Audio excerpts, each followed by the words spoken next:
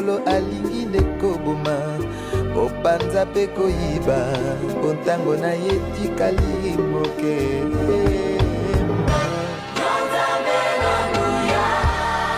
Ozalisi ya likolo na se mokili esima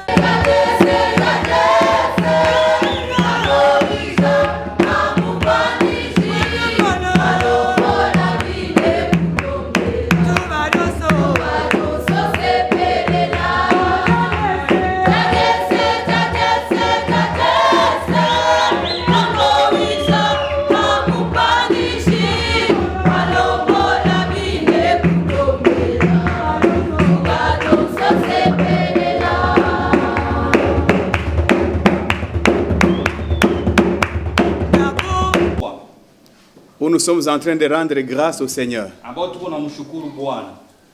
Amen, amen. C'est aussi un grand jour parce que le Seigneur permet que nous recevions notre Père dans notre maison. Pain de vie n'est pas une église orpheline et n'est pas né de nulle part. Alléluia. Elle vient de l'église évangélique La Bonne Sémence. Alléluia. Et ce matin, nous recevons notre papa qui est notre pasteur sectionnaire. Au nom de pasteur Dr Nawej. C'est lui qui va nous parler ce matin. Alléluia. Amen. Nous allons continuer de recevoir les autres invités à la fin. Mais pour l'instant, nous laissons la parole à papa d'abord pour nous parler.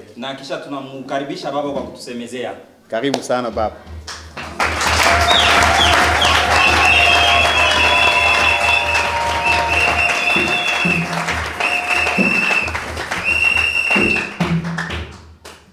Alléluia.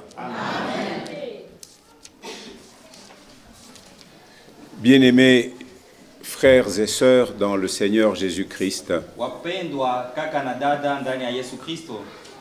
c'est dans ce précieux, glorieux nom que je vous salue.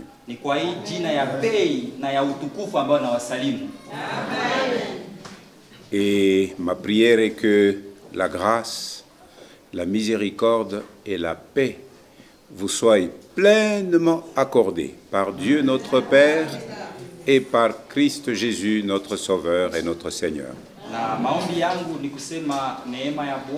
Une église qui marche avec le Seigneur depuis déjà, j'ai fait un peu le décompte, depuis 2 ans et bientôt 5 mois.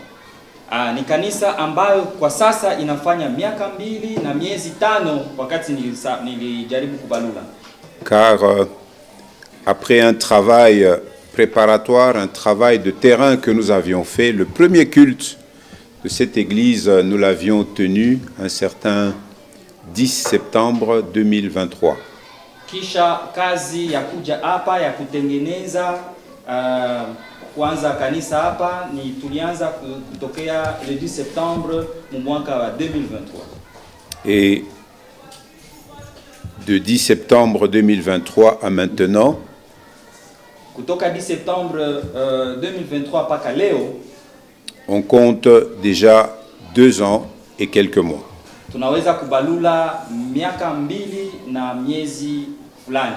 Et si je compte le temps que nous avons pris pour marcher dans ce quartier partout pour proclamer le Seigneur Jésus-Christ, c'est depuis mi-août 2023. C'est pour ça que je parle de 2 ans et 5 mois. Na kama mina balula masiku ambayo tulitembea mu quartier humu juu ya kutangaza Yesu Kristo ni kutokea katikati ya mwezi wa 5 ya mwaka wa 2023, ndio maana mimi nasema miezi fulani. Est-ce que la pensée de venir ici est venue de nous? Je, mawazo ya kuja hapa ilitoka kwetu? C'est une question que je nous pose, nous qui sommes là aujourd'hui. Ni swali ambayo na tunajiuliza sie bote tuko hapa leo. Non, cela est la pensée du Seigneur lui-même. Hii ni mawazo ya Bwana Mungu yeye mwenyewe. Quand je regarde l'affiche derrière moi, Napoangalia hii bahasha mbele yetu, je vois au-dessus, à ma gauche, naona juu kushoto le symbole de notre communauté. alama ya communauté yetu. Nous sommes la communauté pentecôtiste au Congo. Tuko communauté pentecôtiste au Congo. L'autre jour, j'expliquais à l'église mère pourquoi on nous appelle 30e. Na siku iliyopita nilikuwa nikielezea kwa kanisa mama kwa nini wanatuita 30e. Est-ce qu'il y a quelqu'un qui sait dans l'assemblée ici pourquoi 30e? Je, kuna mtu ambaye Si quelqu'un le sait, il fait comme ça. Najua ni banatuita 30e. Kama kwa mtu anajua anyoshe mkono. Apparemment, je vois qu'il n'y a pas beaucoup de gens qui savent pourquoi 30e. Naona kuwa watu wengi hawajui ni wanatuita 30e. Vous savez, à l'origine, on nous appelait SEM. Kumwanzo walikuwa wanatuita SEM. Et quand on le dit dans nos langues à nous, on dit chez Tukoba Semu. Et dans la langue locale, tunaita Semu, nous sommes les Semu. Il est Semu, inatoka ku anglais CEM pour Congo Evangelistic Mission. Sem là vient de l'anglais ambayo inasema Congo ya kiinjili ya wa missionnaire. Si je dois le mettre en français, je dirais la mission évangélique au Congo. Nikiweza kuweka mkifaransa tutasema misioni ya injili Congo. Et c'est comme ça que les premiers missionnaires, Burton et ceux qui ont marché avec lui, ce sont des Anglais. C'est ainsi qu'ils ont baptisé l'œuvre qui les a conduits jusque ici chez nous au Congo.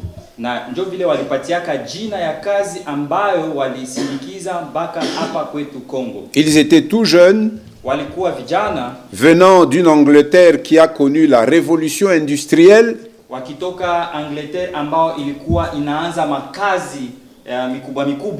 Il y avait de l'électricité, il y avait des automobiles qui roulaient déjà. Et lui-même, Burton, était un électricien. Il vivait déjà dans un confort. Mais son cœur a été pris par le feu du Seigneur. Comme Jésus a dit, vous recevrez une puissance, le Saint-Esprit survenant sur vous, et vous serez mes témoins. Et quand Jésus disait ces choses, il les disait en Palestine. Il disait ces choses à Jérusalem. Il dit, vous serez mes témoins d'abord à Jérusalem.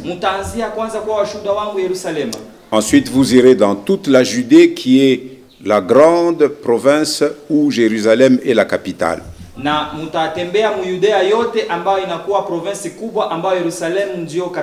Et puis vous irez en Samarie.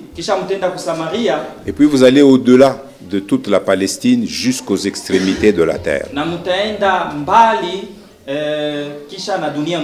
Vous savez que cette parole de Jésus est une parole puissante. C'est une parole qui garde toute sa force et son pouvoir jusqu'à aujourd'hui. Quiconque est venu l'indépendance, car Burton et les autres sont venus en 1915. En 2015, nous avions célébré les 100 ans d'existence de notre communauté.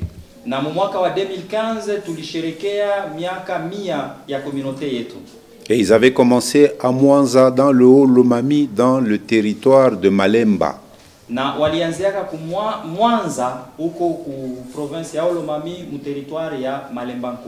Et puis est venue l'indépendance. Le Congo est devenu un pays indépendant. Mais nous avions gardé ce nom de CEM. Et puis à l'indépendance, c'est devenu la communauté pentecôtiste au Congo. En 1965, le président Mobutu a pris le pouvoir. Mu 1965 président Mobutu akachukua mamlaka. Après notre premier président, qui connaît l'histoire du Congo? Qui est notre premier président au moment de l'indépendance? Nani anajua hadithi ya nchi yetu? Nani Ni mwe batu ya peine de vie niko nauliza. Les gens de peine de vie, nous vous demandons. Le premier président du Congo Président wa kwanza wa Congo à l'indépendance en 1960, c'était qui? Mu 1960. Oui, papa. Oui, ma papa. Donc, c'est-à-dire le premier président, c'est le président Moïse Tshombe. Non. C'est Joseph Kazavou. Ah ah. Bon, ça c'est un Katangé, hein. Le premier président, c'était Joseph Kasavubu. Président wa kwanza alikuwa Joseph Kasavubu. Et il est resté président jusqu'à ce que Mobutu a pris le pouvoir le 24 novembre 1965. Ça, c'est l'histoire de votre pays que vous devez connaître.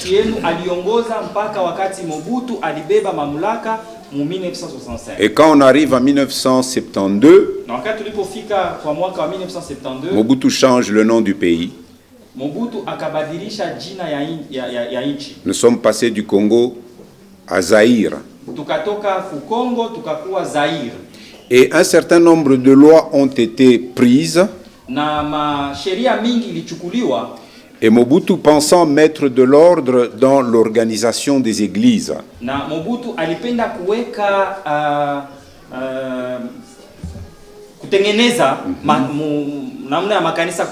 il a voulu qu'à côté de la grande église catholique, que toutes les églises protestantes soient regroupées dans une grande plateforme. Akafanya kuwa makanisa yote ya kiprotestanti yote ingie katika mkusanyiko mmoja. C'est ainsi que fut créé les CZ. Na ndio pale wakatunga ECZ. Pour Église du Christ au Zaïre. Ya kusema kanisa ya Kristo Zaïre. Et toutes les communautés différentes de l'Église catholique à l'époque devaient être inscrites et enrôlées dans la plateforme que Mobutu avait créée, qu'on appelait ECZ. Na makanisa yote ya kiprotestanti yote ngipasha kuandikishwa mwa hiyo kikundi ambayo Mobutu aliwezaka kutunga ambayo inaitwa ECZ. Alors sur cette liste, on a commencé à inscrire les communautés avec un numéro. Numéro 1, telle communauté. Numéro 2, telle communauté. Les méthodistes, les baptistes, les garengazes, ainsi de suite. Eh bien, notre communauté s'était retrouvée au numéro 30 de cette liste-là. Ni kusema walianza kuweka kila communauté na namba yake, numero fulani, namba fulani, na sisi communauté yetu ilikutanika inakuwa numero 30. Ça c'est l'histoire. Hiyo ndio hadithi. C'est de là que vient l'appellation 30e communauté. Ni kule kunatoka jina ya 30e communauté. C'est par rapport à cette ordonnance présidentielle qui avait créé la plateforme des églises protestantes, et cette plateforme existe jusqu'à aujourd'hui. Ni kufatana na hiyo sheria ambayo iliwekwa, ndio maana waliandikaka vile, na ndio kwa maana leo tunakuwa. Et comme nous sommes redevenus Congo, na sasa vile tulishakuwa Congo, cette plateforme s'appelle aujourd'hui ECC. Hiyo muungamano inakuwa ECC. Église. Je voudrais que nous gardions comme pensée ce que Jésus a dit dans Matthieu 28, le verset 19. Napenda tubakie na mawazo ya ile Yesu alisemaka ku Mathayo sura ya 28 na mstari wa 19. Faites de toutes les nations. Muwafanye mataifa yote. C'est-à-dire de tous les peuples. Ni kusema watu wote. Des disciples. Wanafunzi. Njokazi Yesu aliachia wanafunzi wake. C'est le travail que Christ a laissé à ses disciples. Faites de toutes les nations ou de tous les peuples des disciples. Mufanye mataifa yote kuwa wanafunzi. Et donc aujourd'hui, comme le modérateur, c'était le frère Gérard Kassompe, c'est ça? C'est ça? Tu es là dans le fond. Ah ok, tu es loin maintenant, caché au milieu des missionnaires. C'est bien d'ailleurs. Voilà. Il a dit c'est un jour où nous sommes rassemblés pour rendre grâce à Dieu. Et cette circonstance Elle a de la valeur, elle a du prix pour l'église locale Pain de Vie. Na hii inakuwa na bei kubwa sana kwa kanisa yetu ya Pain de Vie. C'est le jour où nous voulons proclamer officiellement la fin de la mission de l'église évangélique La Bonne Semence auprès de l'église évangélique Pain de Vie. Leo ni siku tunapenda kufikisha mwisho kazi ya wamisioneri wa kutoka kanisa ya Bonne Semence mkanisa ya Pain de Vie. Et nous rendons aussi grâce à Dieu pour tout le chemin qui a été parcouru. Na tunamshukuru Mungu sana kwa njia yote ambayo tumetembea. Comme je l'ai dit, depuis mi-août 2023 kama niliyosema katikati ya mwezi wa 5 ya 2023 jusqu'à ce jour, mpaka leo, nous rendons grâce au Seigneur pour toutes les expériences qui ont été vécues. tunashukuru Mungu kwa mambo yote ambayo tulipitia. Il y a eu des bonnes expériences, Kulikuwa mambo mazuri, il y a eu des moins bonnes, kulikuwa mambo mazuri kidogo, il y a eu des expériences douloureuses, kulikuwa mambo ya kuuma, des expériences pénibles. mambo ya nguvu sana. Mais pour nous qui sommes unis à Jésus-Christ, Lakini sisi ambao tunawekwa la parole Yesu, dit « Rendez grâce pour toutes choses neno nasema tushukuru Mungu kwa kila ». jambo. Rendez grâce, Shukuru Mungu kwa kila jambo. car c'est pour vous qui êtes unis à Jésus-Christ la volonté de Dieu, toujours rendre grâce. Ni kwa nini ambao tunalamatwa kwa Yesu Kristo kwa mambo yote tushukuru Mungu. Et donc pour toutes les expériences vécues, nous disons Seigneur merci. Kwa mambo yote tuliyapitia hapa tunasema Bwana asante. Parce qu'elles nous ont servi d'instruction, Sababu imetupatia mafundisho elles nous ont éduqués, na imetufundisha sana elles nous ont formés. na imetukamilisha. Jésus disait donc, faites de tous les peuples, partout où vous allez, faites-en mes disciples, les disciples de Jésus. Na Yesu anasema mahali popote mutaenda mufanye mataifa yote kuwa wanafunzi wangu, yani wanafunzi wa Yesu. Nous sommes aussi reconnaissants au Seigneur pour les âmes qui sont sauvées Tunashukuru pia Bwana kwa manafsi ambayo imeokolewa et gagnées à Christ. ambayo tumepata juu ya Kristo. Car on ne voit pas une chaîne soit au cou ou au pied de qui que ce soit en disant que kuya paka wetu na kushikamisha hapa pa Pain de Vie. On n'a pas lié qui que ce soit et l'amener pour qu'il puisse être ici. C'est seulement par la parole, Ni kupitia tu neno accompagné par la force de l'esprit, ikisindikizwa na nguvu ya que les Roho cœurs ont été touchés. na maroho imeguswa. Les uns ont été convaincus de péché. Wengine wakakubali kuacha dhambi, Ils s'en sont repentis. wakatubu Ils sont revenus à Dieu. na wakarudi kwa Mungu Ils ont placé leur confiance dans le Seigneur Jésus. na wakaweka matumaini yao ndani ya Yesu Et pour Kristo. ça, nous disons merci au Seigneur. Na ile tunamshukuru Mungu. Alléluia. Amen. La parole enseigne que au ciel, ce qui fait la joie, c'est lorsque une âme se repent. Neno inafundisha kusema ile inafanyaka furaha mbinguni ni wakati nafsi moja inatubu. Une âme qui se repent et qui revient à son Créateur. Nafsi ambayo inatubu na inarudia kwa muumbaji. Et en revenant au Créateur, Na kurudi kwa muumbaji, la solution du Créateur pour rétablir sa relation avec lui, c'est son Fils Jésus. na jibu ya muumbaji kwa kurudisha uhusiano pamoja naye ni mwanaye Yesu Kristo. Le salut, nous l'avons par Jésus. Wokovu tunao kupitia Yesu Kristo. Il n'y a de salut en aucun autre. Hakuna wokovu nje ya ingine. Il n'y a pas un autre nom. Hakuna jina ingine. Ce n'est pas la bonne semence qui vous sauve. Sio bonne semence ambayo inaookoa. Ce n'est même pas le nom dont vous avez baptisé cette église qui Sio vous hata sauve. jina ambayo mumeuleka kwa hii kanisa. Bien que le nom de cette église a un sens, Ingawa jina ya hii kanisa iko na maana yake. on vous dit que quand vous venez ici, Wananiambia wakati mnakuja hapa, vous venez vous nourrir de celui qui donne vraiment la vie.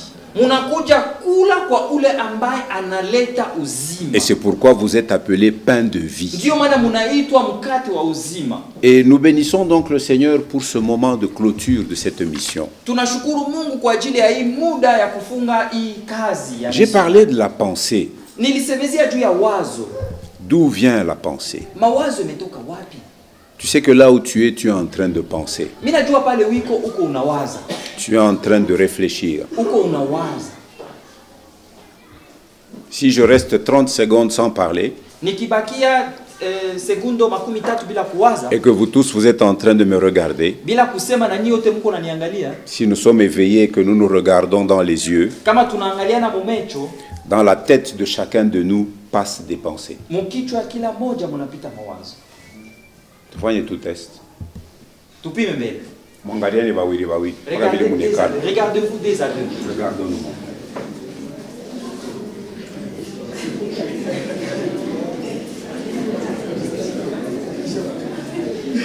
Bon, au lieu de penser, vous parlez.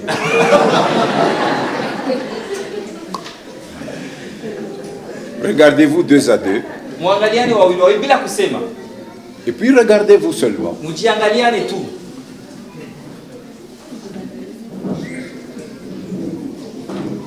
Alors, vous voyez, je vois une chose qui me réjouit, c'est qu'en nous regardant les uns les autres, quelque chose est passé. Pense, détermine ce que tu dis. Kile unawaza kinaonesha kile unasema.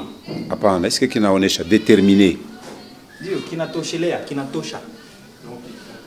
Kile unawaza, ce que tu penses détermine ce que tu vas dire, ce que tu dis. Kinahakikisha, kinaonekanikisha kile utasema.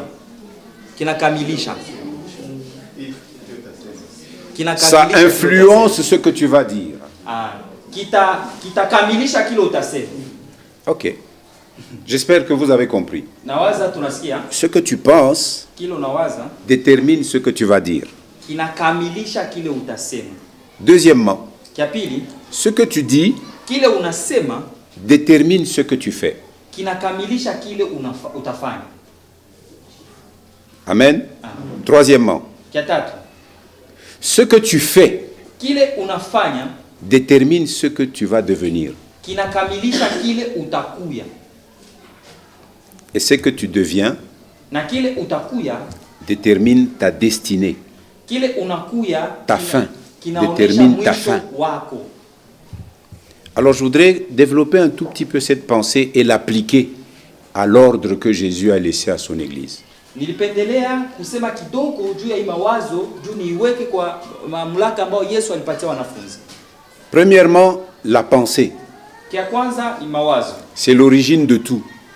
Mawazo ni mwanzo ya kila kitu. Quand nous lisons les Écritures, nous voyons qu'au début, Dieu a dit ce qu'il a pensé. Tunaposoma maandiko tunakumbuka kusema Mungu aliwaza kile alipenda kufanya. Ce que Dieu a créé, c'est parce qu'il l'a pensé. Kile Mungu aliumba ni kwa sababu alikiwaza.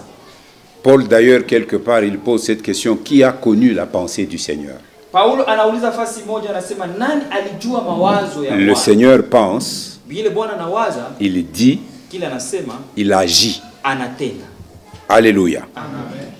Alors, tout commence dans l'esprit, c'est l'origine. Vyote binaanza muroho, hiyo ndio mwanzo. Nos croyances, Kuamini kwetu, nos idées, mawazo yetu, notre manière d'interpréter les événements que nous voyons autour de nous. namna yetu ya kuangalia mambo ambayo iko napitikana karibu yetu. Et tout cela va façonner la manière dont nous voyons le monde dans lequel nous vivons.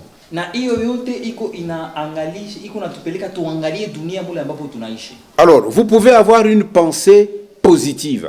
Unaweza kuwa na mawazo mzuri. Une pensée qui est juste, une pensée qui est vraie. Mawazo ya haki na ya kweli. Elle va aussi produire une attitude bonne qui va construire, qui va édifier quelque chose. Na ile wazo inaweza kuleta hali ambayo itatengeneza, itasaidia kwa kitu fulani. Mais une pensée peut aussi être mauvaise. Na mawazo pia inaweza kuwa mbaya. Elle est fausse. Na mbaya, Elle peut être remplie de jalousie, par exemple. Ça commence dans la pensée. inaweza kujazwa na wivu, mfano inatoka mkichwa. Et cela va produire des paroles Na ile italeta maneno et des actes qui sont destructeurs. na maneno na matendo ambayo itakuwa ya kuharibisha. Voici ce que Jésus disait en répondant aux pharisiens. Tazama kile Yesu alikuwa anasema wakati alikuwa anajibu Wafarisayo. Dans Matthieu chapitre 15, Mathayo sura yake ya 15, verset 19. mstari wa 19. Jésus dit, car c'est du cœur que viennent les mauvaises pensées. Kwa hivi, kwa sababu ni kutokea roho ndio kunatoka mawazo mibaya. Sachez que pendant que je parle, vous pensez. Na juu ya kusema wakati ninaposema mko na wazo. Il y a toutes sortes de pensées qui naissent dans votre cœur. Kuna kwa mawazo mengi sana yanazalikuwa moyoni. Jésus disait donc que c'est du cœur que viennent les mauvaises pensées. Yesu alikuwa anasema ni roho ndio unatoka mawazo mibaya. Les meurtres, Uwaji, les adultères, usharati, les impudicités, c'est ça au charati. Maintenant, les adultères. Uzini.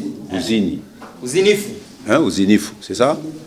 Les adultères, les impudicités, les vols, Uzinifu, usharati, wizi, les faux témoignages, ushuda mbaya, les calomnies. kusemana. Tout cela vient du cœur. Bile vyote vinatoka moyo. Donc la pensée est importante. Mawazo iko ya maana. Suivez-moi bien, nous allons aller à la fin. Munifate mzuri tutaenda kumwisho. Je disais que ce que tu penses détermine quoi? Ce que tu dis. Kile unawaza kinakamilisha kile. Donc la deuxième chose, c'est la parole. Kia pili ni neno. C'est l'expression de la pensée. Ni kusema kile unawaza. En fait, ce que tu dis exprime ce que tu as pensé. Ni kusema kile unasema kinaonesha kile uliwaza. Ce que nous pensons finit souvent par sortir par notre bouche. Kile tunawaza kinamalizika na kutoka mkinywa, kinatokelea mkinywa yetu. Les paroles révèlent ainsi ce qui habite l'intérieur de l'homme. Maneno iko inaonesha kile kiko ndani ya roho ya mtu. Ainsi, lorsqu'on a des pensées saines, Wakati tuna mawazo mazuri, ça donne des paroles d'encouragement, par exemple. inaleta maneno ya kuencourager. Des paroles de vérité dans lesquelles il n'y a point de mensonge. Maneno ya kweli ambapo hamuna uongo. Je voudrais que chacun de nous se mette à penser déjà. Mina penda kila moja katikati tuanze kuwaza. Mais si nous avons des pensées amères, Lakini kama tuna mawazo machungu, ça donne des paroles dures inaleta masemo ya nguvu et des paroles qui sont blessantes. na maneno ya kuvunja. Alors, écoutez ce que Jésus disait encore aux pharisiens Sikia kile Yesu alikuwa anaambia Wafarisayo et tena aux spécialistes de la loi juive. na waandishi wa sheria ya Wayuda. Dans Matthieu chapitre 12, verset 34, Mathayo sura 12 mstari wa 34. il les a appelés race des vipères. Anawaita kizazi kia nyoka. Comment pourriez-vous dire de bonnes choses, Namna gani mnaweza kusema vitu vizuri méchants comme vous l'êtes? lakini waasi kama vile mulivyo? La méchanceté vient donc des pensées.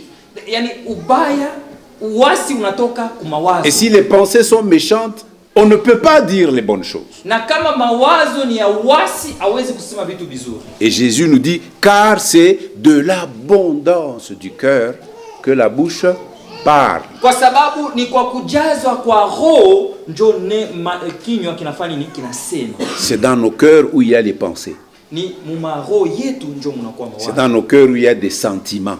Ni mumaro yetu ndio mnakuwa Et kutaka. tout ça détermine ce que nous allons pouvoir dire. Bile vyote biko binaonesha kile tutasema.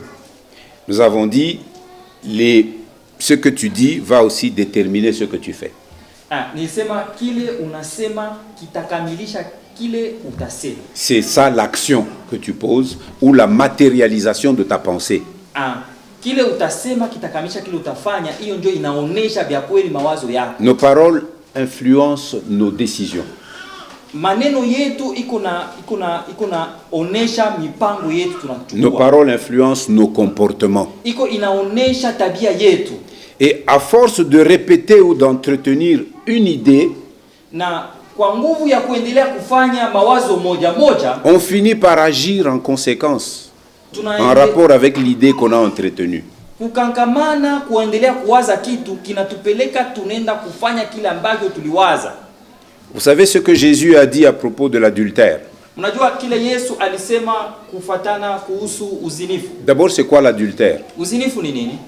Quelqu'un peut me donner une définition simple? L'adultère. Kuko mtu anaweza kunipatia tafsiri ya uzinifu? Sema, Ce que tu fais kile unafanya détermine ce que tu deviens.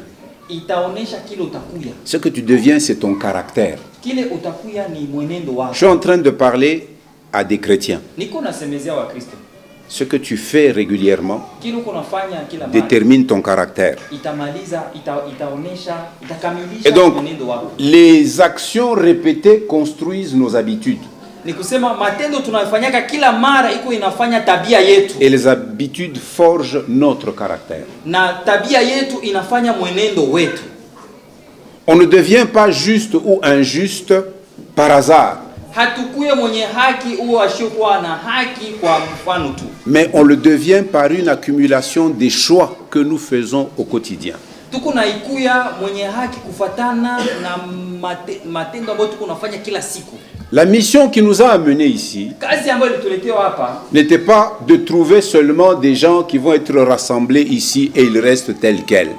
haikukuwa kukuja kutana na watu ambao watakusanyika hapa na wawakie vile walikuwa.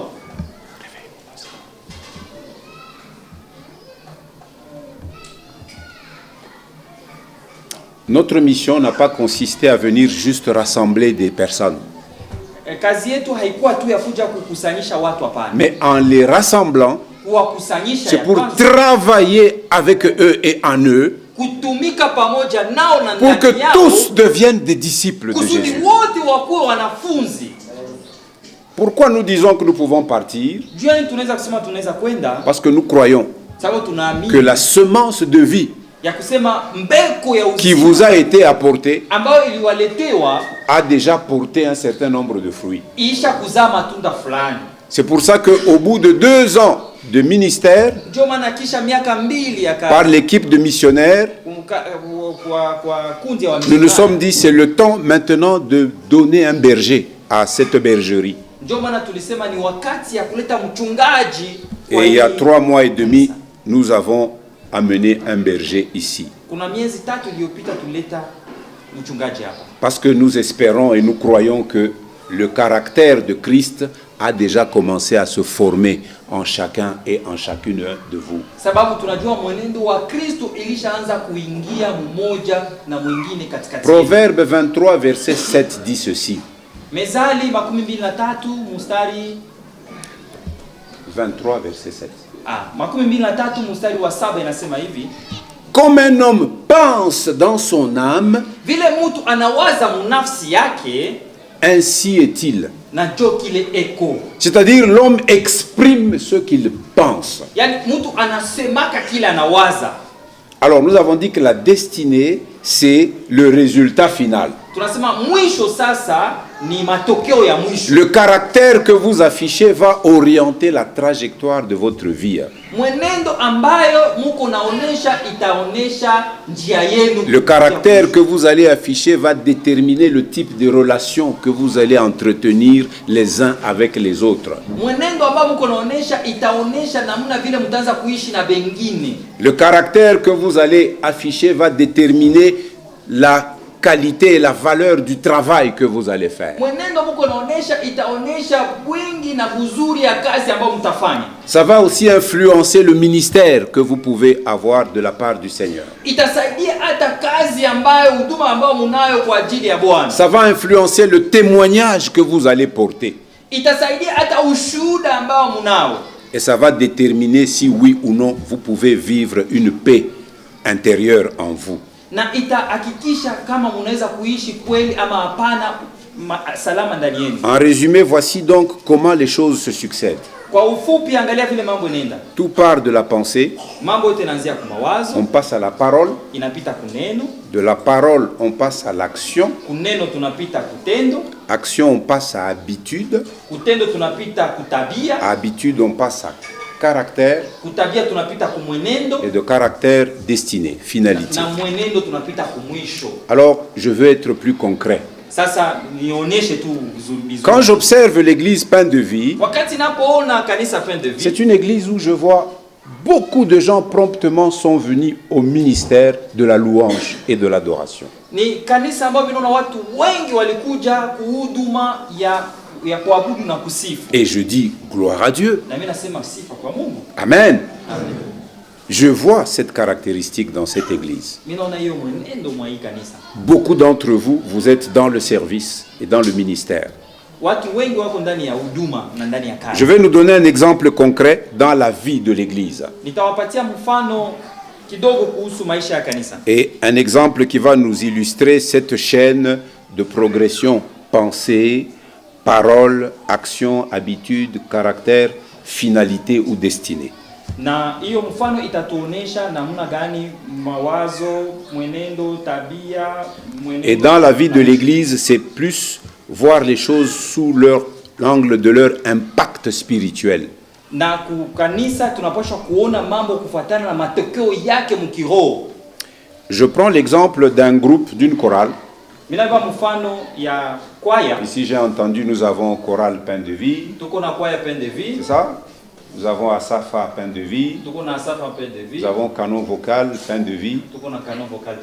Vous, vous êtes les chérubins. Vous êtes les qui? Ils n'ont pas encore le nom. Il n'y a que d'autres qui passent devant moi. Pourquoi celui-ci il est entré dans la chorale il n'y a que 2 mois? On dit que lui il va commencer à conduire les répétitions alors que moi aussi je sais le faire.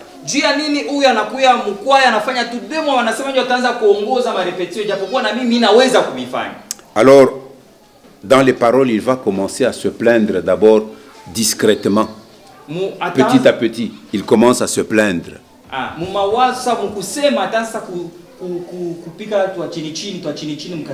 Et puis en se plaignant, il se met à critiquer le responsable du groupe. Et puis il sème le doute dans les autres membres. Frère Franinjo, il fait son service, mais il n'a plus la joie du début. Il n'a plus l'amour du début. Jésus, il a écrit à l'ange, il a fait écrire à l'ange de l'église d'Éphèse. Ce que j'ai contre toi, c'est que tu as perdu l'amour du commencement. Tu ne l'as plus. Yesu Kristo anaandikia malaika wa Efeso anamwambia umepoteza mapendo yako ya zamani. On te voit, tu es là, mais le travail que tu fais, il n'y a plus d'enthousiasme. Yote vinazaka mmoja. Tunaona uko pale lakini kazi uko unafanya haioneshe bidii. Lui carrément il commence à refuser à coopérer. Kumwisho anaanza katala sasa kutumika na bidii. Quand on dit qu'on fera ceci ou cela, atumwambia si wewe kama vile utapata. Je ne sais pas si j'aurai le temps. Ceux qui sont absents, ce n'est pas nécessairement qu'ils sont très occupés. Ils commencent à poser des actes qui sont une conséquence des pensées qu'ils ont eues. Et puis, des actions répétées deviennent une habitude. Et ce comportement-là devient régulier. On murmure constamment sur tout. On manque d'engagement. Et on décourage même ceux qui voudraient s'engager. Toute chose, on a une attitude négative. Enfin, on dit que le Seigneur m'a convaincu que la chorale, nous puissions entrer en prière pendant 3 nuits. Nous prions, nous jeûnons pour que le Seigneur nous oriente et dit le conducteur dit nous allons veiller pendant 3 jours, 4 jours pour veiller et puis il dit à la fin ça sera bon. Alors ces habitudes forgent le caractère. Avec le temps cette personne devient amère. Elle devient méfiante. Elle devient peu soumise à l'autorité spirituelle. Vous savez, l'église est une maison d'ordre. D'ordre, où il y a de l'ordre.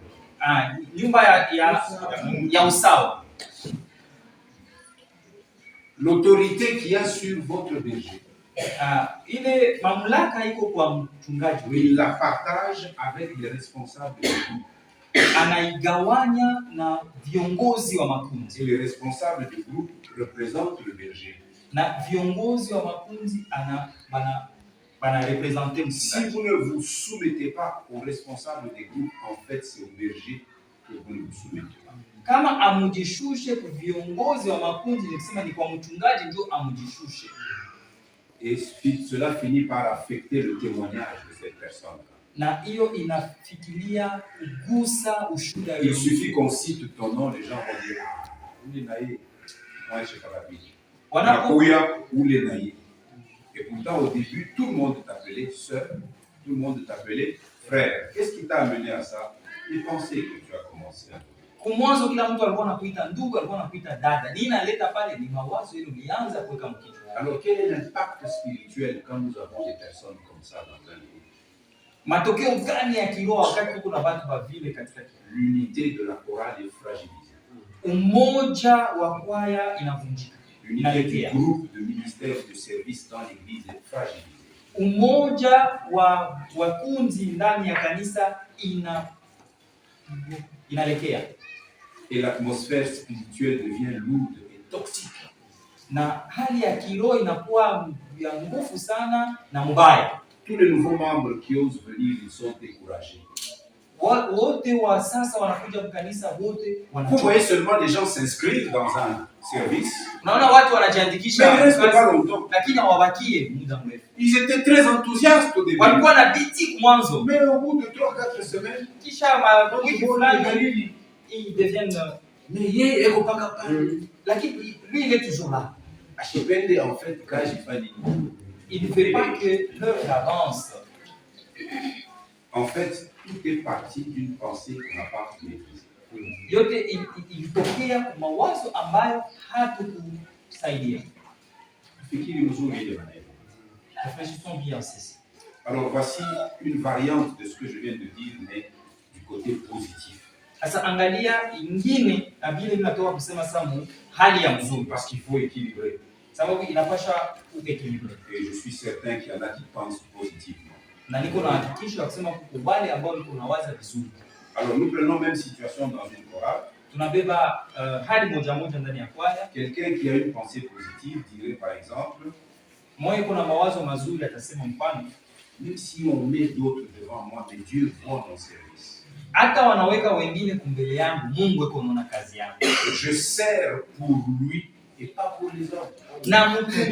Na tumikia Mungu si watu. Je sers Dieu. Natumikia Mungu. Et si je suis au service des hommes, c'est parce que je sers Dieu qui me met au service des hommes. Na kama niko natumika na watu kwa sababu natumikia Mungu ambaye ananiweka kutumika na watu. Et je sers avec ces hommes quel que soit leur caractère. Na niko natumika na watu ingawa mwenendo yao. Écoutez ce que Paul écrivait aux Colossiens. Colossiens chapitre 3. Wakolosai sura ya 3. Versets 23 et 24. Mstari wa 13 mpaka mstari wa 14. Tout ce que vous faites, vyote mko nafanya, faites-le de bon cœur. Muifanye na roho mzuri. Comme pour le Seigneur, juu ya Bwana, et non pour les hommes. Na sio juu ya watu. Tout ce que vous faites, vyote mnafanya, faites-le de bon cœur. Muifanye na roho mzuri. Comme pour le Seigneur, juu ya Bwana, et non pour les hommes. Na sio juu ya watu. 24. Sachant que vous recevrez du Seigneur l'héritage pour récompense. Na mkijua ya kuwa mtapokea toka Bwana urithi sawa malipo. Servez Christ le Seigneur, c'est écrit comme ça. Mtumikieni Kristo Bwana, imeandikwa vile. Fin de vie, servez Christ le Seigneur. Fin de vie, tumikieni Kristo Bwana. Servez Christ le Seigneur. Tumikieni Kristo Bwana. Alléluia. Amen. Alors, qu'est-ce qui doit faire l'objet de vos pensées? Nini inapaswa kuwa mwenendo, inapaswa kuwa mawazo yenu. Kishina ya mawazo yenu. Paul dit cela aussi à l'église des chrétiens de Philippe. Paulo anaambia Wakristo wa Filipo vile. Philippiens chapitre 4 verset 8. Wa Filipi sura yake ya 4 mstari wa 8. Au reste frère, c'est-à-dire en conclusion frère. Kwa yanayobakia kwa mwisho ndugu. Frère Hassan, donne-moi un peu la Bible, parole de Dieu.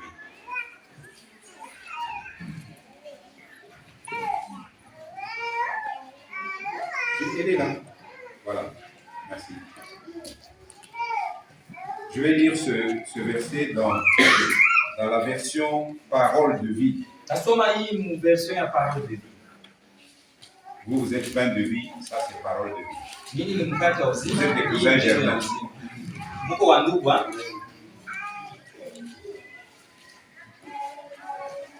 Philippiens 4, verset 8. En tout cas, frères et sœurs, Kwa ukweli ndugu na dada, voici ce qui doit vous intéresser. angalia mambo inapasha mambo mnapasha kufuatilia. Au reste, frères, là il dit ce qui doit faire l'objet de vos pensées. Kwa mwisho kile inapasha kufanya kishina ya mawazo yenu. Tout ce qui est vrai et mérite d'être respecté. Kyote kiko kia kweli na kinastahili heshima. Est-ce que je nourris des pensées qui sont en accord avec la vérité? Je, mina waza vitu ambavyo vinaambatana na kweli?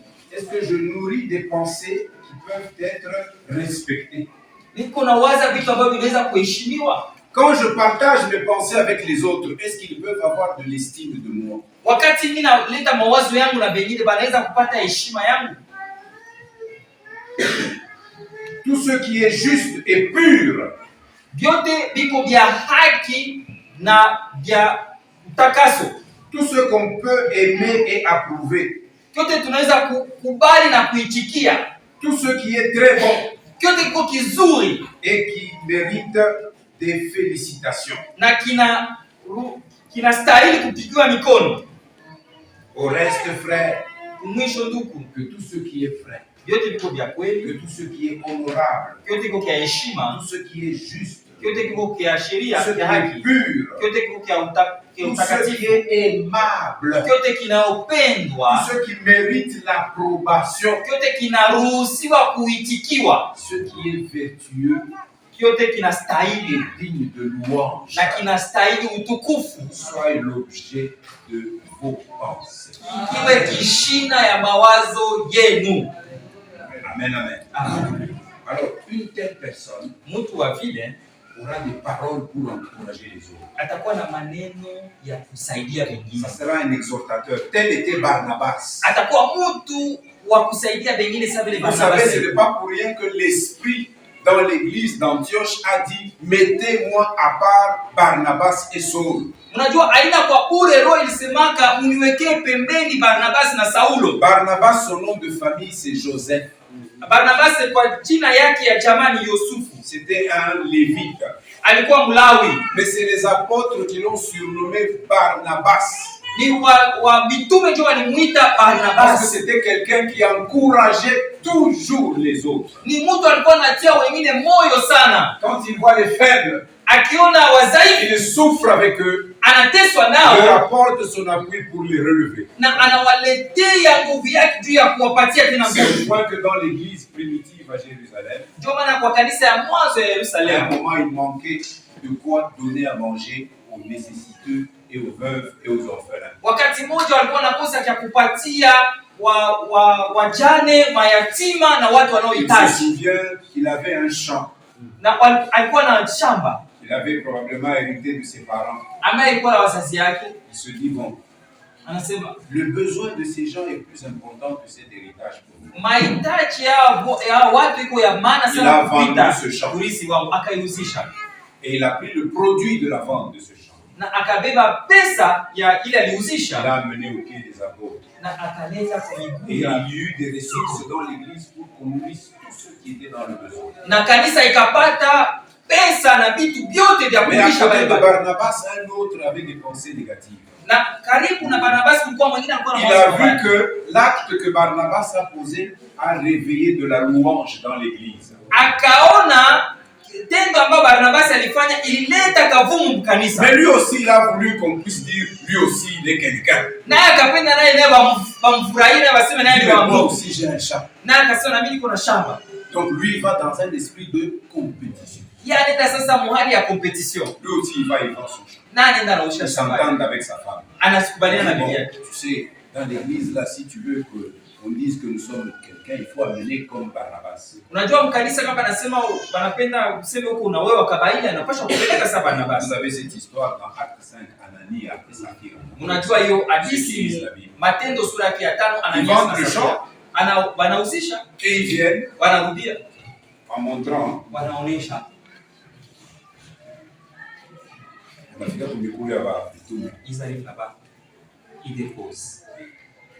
Roho Mtakatifu alikuwa kujaza Petro. Le Saint-Esprit avait déjà rempli Pierre. Petro asema Anania, hii pesa unaleta njoo yote ili urudisha kile kitu tunaenda kurudisha. L'argent que tu as amené Anania, c'est tout. Il dit oui. Njoo yote. C'est tout comme argent. Oh. Il dit oh. Qui t'a poussé de mentir au Saint-Esprit? Sachez que tu ne mens pas aux hommes. C'est à Dieu que tu mens. L'esprit qui est en toi, c'est un Dieu vivant. Respectez-le dans tes pensées et dans tes raisonnements. Nous sommes la communauté du Saint-Esprit. Respectons le Saint-Esprit. Qu'est-ce qui lui était arrivé? Il est tombé, il est mort. Sa femme est venue après, ne sachant pas ce qui est arrivé à son mari. Et femme, ton mari a compté ici autant d'argent, c'est tout ce que vous avez vendu. Votre dit oui. Vous savez que les gens peuvent s'entendre même dans le mal, même dans le couple. Vous venez avec un projet maléfique, mais en accord, femme et homme.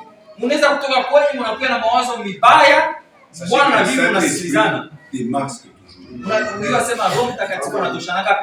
Dans l'église de Jésus, nous devons craindre même parfois quand nous nous approchons sans discerner, que nous nous approchons des symboles qui représentent la vie que Jésus a donnée pour nous. Si nous ne discernons pas ça, la parole dit, nous tombons malades parfois à cause de ça. Il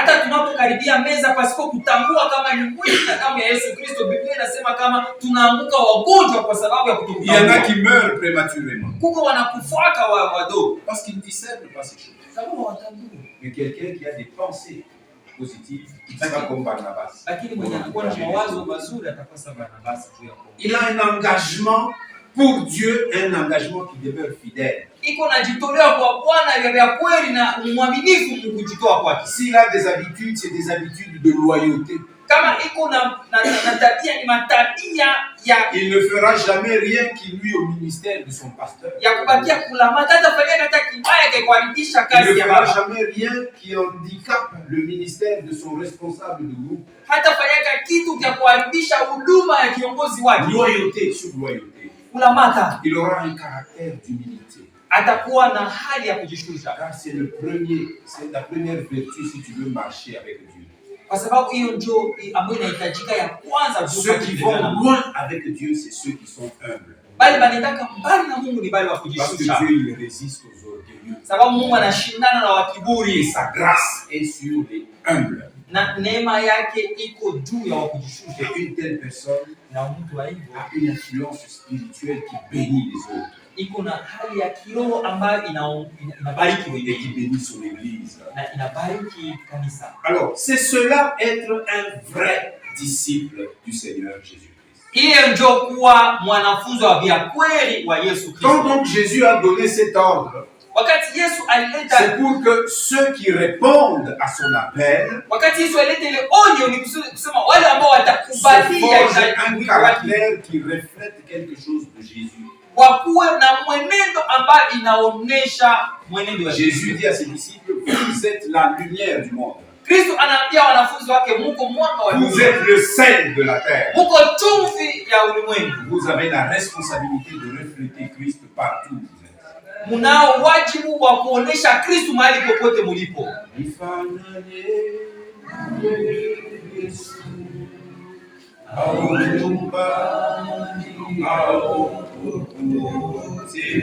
Kila siku ya maisha yangu nifanane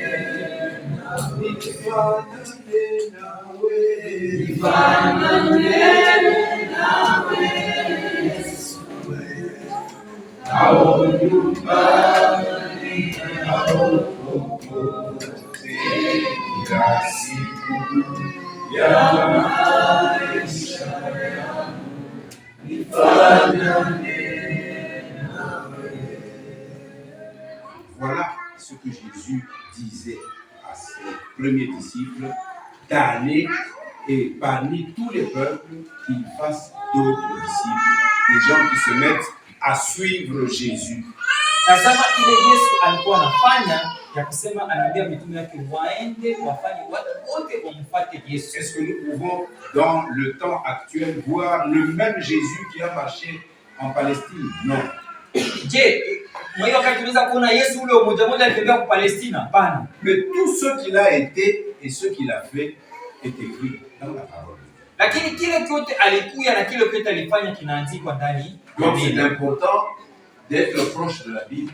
Yani inastahili kuwa karibu. Kila siku tunapasha kuwa na Biblia. Chaque jour nous devons avoir la Bible. Na kila siku tunapasha kuisoma. Et chaque jour nous devons la lire. Nyuma ya kuisoma kufikiri. Après l'avoir lu, méditer. Na kutenda kuambatana na mafundisho ya et agir conformément aux enseignements de la Bible. Le Seigneur disait à Josué, si tu fais comme ça sans t'en détourner ni à droite ni à gauche, Bwana anamwambia Yoshua, ukifanya hivyo bila kuhangaika kushoto ama kulia, tu réussiras dans tout ce que tu vas entreprendre. Utaweza mambo yote ambayo utafanya. Et tu auras du succès. Na utapata kavuno. Alléluia. Amen. Un tel disciple il est bien enseigné par la sainte parole du Seigneur. Mwanafunzi huyo ambaye anafundishiwa na neno ya mzuri ya Bwana. Il l'applique à sa vie. Anaitimiza kwa maisha yake. Et il emporte le fruit. Na anapokea matunda. Il deviendra un disciple d'action. Atakuwa mwanafunzi wa matendo. Parvenu à la maturité spirituelle en Christ. Ambaye anakomea mkiroho katika Kristo.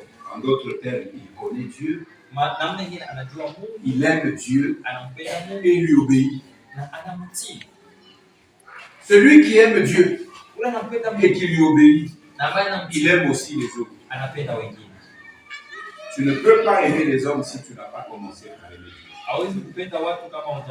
Il aime les autres, il les aide à connaître Jésus et à grandir dans la communion avec Jésus. C'est de cette manière que nous pouvons atteindre le monde pour Christ. Quelle est la pensée qui nous a animés à la bonne semence? Le Seigneur nous a envoyés dans ce plan. Alors que ici c'était un terrain vague, c'était un peu une petite brousse. Mais c'est parce que c'est le Seigneur qui nous a envoyés. Et aujourd'hui, quand nous voyons ces premiers fruits, nos cœurs nous disent assurément c'est Dieu qui nous a envoyés. Alléluia. Nous aimons les autres et nous vous aimons, vous, Père. Nous vous aimons de l'amour de Christ. Alléluia. C'est pourquoi nous ne nous sommes pas épargnés. Nous ne nous sommes pas... nous nous sommes donné toutes les peines possibles pour que vous puissiez l'être. C'est ainsi que nous pouvons accomplir la mission du Seigneur. Et quand vous lisez les œuvres que Barnabas et Saul ont accomplies parce qu'ils ont obéi au message du Saint-Esprit. Lisez à partir de l'acte 13, 14 et puis la suite. Un peu plus loin, Barnabas et Saul se sont séparés et Paul. Barnabas a continué la mission. Paul aussi a continué la mission. Et donc maintenant, c'est le moment de vous séparer de l'équipe des missionnaires. Pour que vous restiez continuer la mission. Le mois dernier, quand nous avions fait une réunion d'évaluation, il y a une équipe de missionnaires qui vont rester avec vous.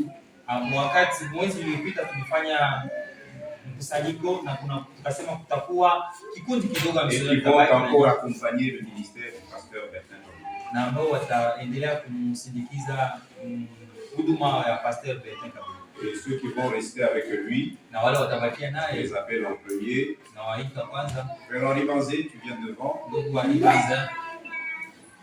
Oui, Kalibé. Selon la pensée, hein, qu'il a pas déjà été là. C'est bien. Frère Henri Banzé. Frère Joey Mwamba. Oui.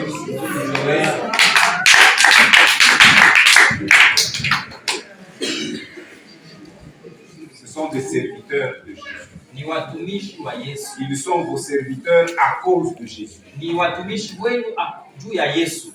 Frère Jules Chibango. Ndugu Gilles.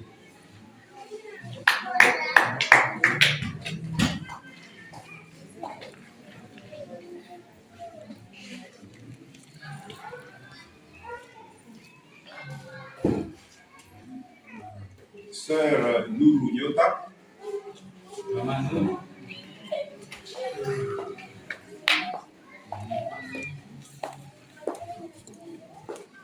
Sœur Lydie Ilunga. Ndugu Lydie.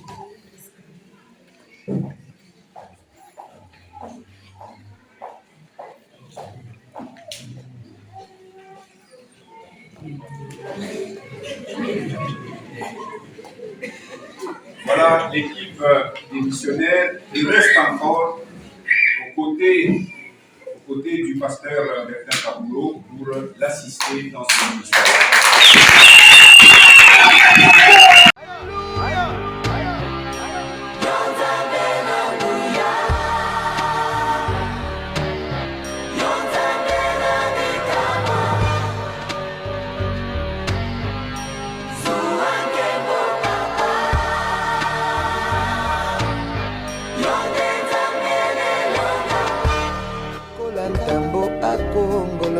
solo alingi ndeko boma opanza pe koyiba pontango na ye tikali moke